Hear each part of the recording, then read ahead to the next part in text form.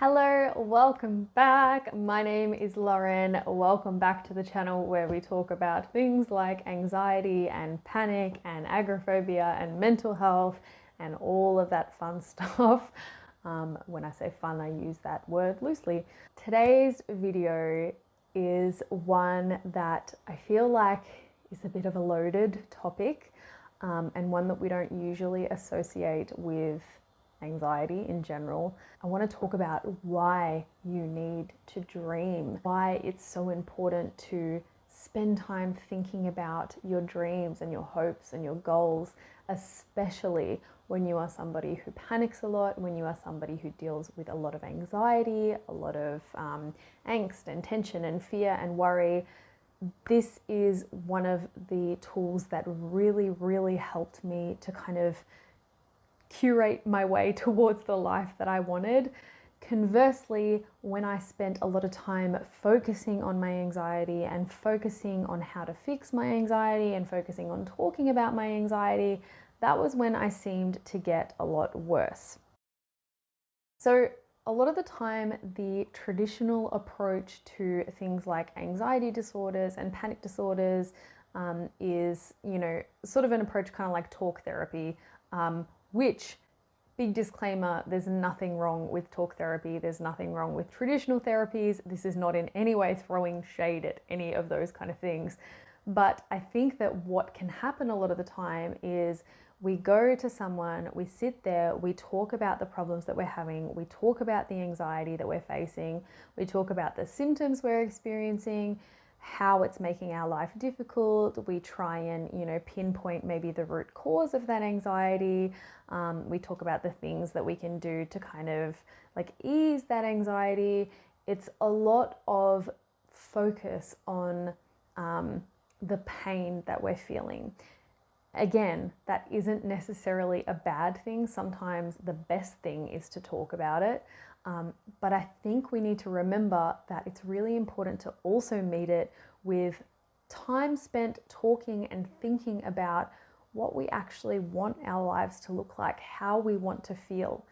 We spend so much time focusing on how we don't want to feel and talking about how we don't want to feel and kind of soaking ourselves in, the pain that we're feeling and focusing on that. And I think that what sometimes is really helpful is to start actively looking to kind of immerse ourselves in the goals we have for the future, the hopes we have for the future, the things we want to feel, the things we want for ourselves. I don't think there's enough time spent doing that. And that's nobody's fault. It's, pretty understandable that we don't spend time hanging out in our hopes and dreams because, for one thing, it can be quite triggering to do that. It kind of can sometimes make the distance between where we are and where we want to be seem huge and seem like an unachievable kind of goal. For example, when I was housebound, the idea of like traveling around the world was just so, it was like, what? How am I ever going to do that? Like, I literally can't even go, to IGA. Like, I can't do the most basic things. How am I supposed to travel? Like, thinking about travel in some respects seemed just unfathomable and just so far away from anything I could achieve that it was like, I'm going to put that goal way over there and I'm not even going to touch it. And then the other reason that we tend to not think about that stuff so much, not just that it can be triggering, but also I think it brings up a lot of,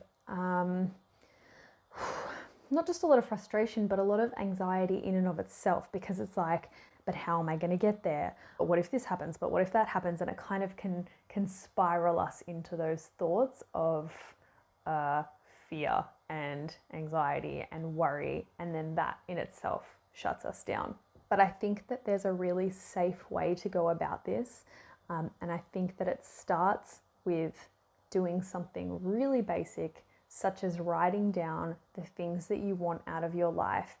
And you need to really be gentle with yourself during that time. You kind of need to like set aside some sort of sacred time for yourself to sit down and write out the things that are important to you, and to not add any judgment about how unachievable those things might be or how far away you feel from those kind of things. those thoughts are going to come up, and that's okay. Part of that is your body, trying to protect you and trying to do what it's done so well, which is trying to keep you safe and out of harm. And so it's okay that those thoughts come up, but when they do come up, you really need to sort of approach them like you would approach a curious toddler and just say, it's okay, like it's all right to have those feelings, it's okay to have those emotions, but we're going to go ahead and do this anyway. That's kind of step one, is getting really sort of clear about how you want your life to look and what that might feel like for you and the things that you want out of life, and making sure that you do that in a safe and gentle way. And then I think the other step is spending time practicing how that might feel. And a really safe and wonderful way to do that is with meditation, because it's something that you can access when you're at home, when you're in bed, when you're on the couch, when you're having a crap day, when you're having a good day. You don't have to go anywhere to access that. You can just sit there and immerse yourself in it.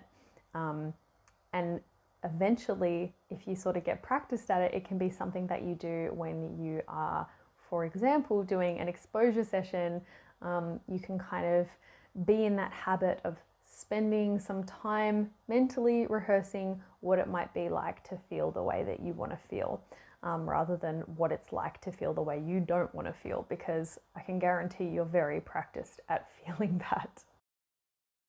So as I said, this was one of the tools that helped me so much in kind of making my way towards the life that I wanted. And a part of that, a really important aspect of that, was recognizing that anxiety is going to be involved in some ways. So not kind of imagining a life for myself where I never feel anxious and I never feel panicked, but recognizing that my anxiety and panic is probably going to play a role in the things that I want out of my life, but that it's not going to deter me in any way, or it's not going to negatively affect the things that I want. So when I started letting myself properly dream about the things that I wanted, I would think about things like being in a fulfilling relationship and, traveling with that person, and like getting a book deal, and just, really these things that I knew that could be possible for my life, but also recognizing that anxiety was going to be involved in those in some way or other, and letting that be a part of the dream, not a huge major feature of the dream, but a little part of it. So knowing that that was going to be there was something that was really helpful for me, but still allowing myself to dream about big things, even though I knew that I would probably still feel anxious while doing it. So that was where I kind of had to be creative with traveling, because for a long time I kind of felt like traveling wasn't something that I wanted to do. It wasn't one of my dreams, and that was kind of a safety mechanism, because I didn't think that I could travel. So that was why I told myself that I didn't want to. But once I realized that I actually wanted to travel, and recognized that it was okay that I was going to feel anxious while traveling, that was when the doorway kind of opened, and I was like, okay, where is it that I want to go? What do I want to do? What do I want to see? When do I want to go to those places? And I think when you start to really let yourself dream, knowing that you can still be the person that you are, you can still be someone who's anxious, you can still be someone who panics, and you can still go after the things that you want, that's when your life starts to get really, really interesting, because no longer are you holding yourself back because of the way you feel. You're actually propelling yourself forward regardless of the way that you feel, or I guess acknowledging the way that you feel, but not letting that be a deterrent to going after the things that you want. So I would like you to spend some time writing down how you want to feel. What are the things that you want out of your life? If you can, allow yourself to dream a little bit and think about what your ideal day might look like, what your ideal life might look like. And if those feelings come up of, but what if, or, but that's not something I could do, or, any just kind of like anxieties sort of you can't have that thoughts. Just acknowledge that those thoughts are there, acknowledge that they're going to come up, especially if letting yourself dream is not something that you frequently let yourself do. Acknowledge those thoughts and just go, you know what? It's okay that those thoughts are there, but I'm just going to do this exercise anyway. I'm just going to let myself dream and just let yourself go. Maybe you want to do this every day. Maybe you want to do it once a week. Maybe you want to do it once a month. Maybe you want to do it on the full moon. I don't know. Just find a time that works for you, but really sit down and instead of writing things like, I'm going to stop panicking, I'm going to stop holding myself back from driving, instead of kind of wording it in a negative way, like that's not a dream, I don't think. For me, those things don't really bring up any sense of like freedom and excitement. They kind of feel a bit more restrictive. I want you to just sit there and just let yourself go and think, what is it that I want out of my life? Like, what would make me feel excited and adventurous and open and expansive and joyful, and start really connecting to those feelings. And then the next step in that, once you've done that, is you're going to sit there and you're going to look at your list and you're going to acknowledge all the things that you want. And then you're going to close your eyes and you're going to think about what it would feel like to do those things, what it would feel like to have those things. And again, if some anxiety comes up, that's totally okay. Let it be there. It's generally going to come along for the ride just as a self-protective mechanism, and that's all right. That's expected and it's fine. Just let it be there. But close your eyes and really think about the kind of life that you want and the kind of things that you want to do, the places you want to go, the things you want to see, the people you want to meet, the tastes, the smells. Get as, make it as real as you can. I'm not so much of a visual person, so for me, it's definitely more based on my other senses. So like touch and smell and taste, and just feeling, like really connecting to a feeling rather than like an image. But if you're someone who's more visual, then conjure that image in your mind and just sit there and really think about what it looks like. And you're going to spend some time doing that. And there's no right or wrong way of doing it. Like sometimes you might feel really connected to that vision or that idea. Sometimes you might not feel very connected at all. That's okay. Just practice doing it. Practice getting familiar with your dreams and practice the idea that those things are achievable and that those are things that you can have. Those are directions in which you are heading. They're not things that are beyond you and things that you're never going to be able to achieve. Those dreams are all doorways and you are going to walk through each one of them, but you need to really think about what they are and you need to practice how it's going to feel when you get there, so that when you get there, you actually recognize it. If you feel brave enough, feel free to write your dreams down below in the comments box.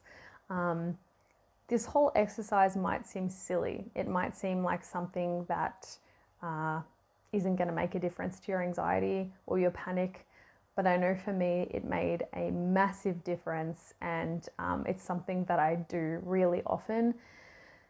I think spending time practicing being the person that you want to be rather than spending all your time practicing being the person that you don't want to be is helpful. I think that's been something that's been really valuable for me to learn. That's it. I hope you're all having a really great day, and I will see you next time.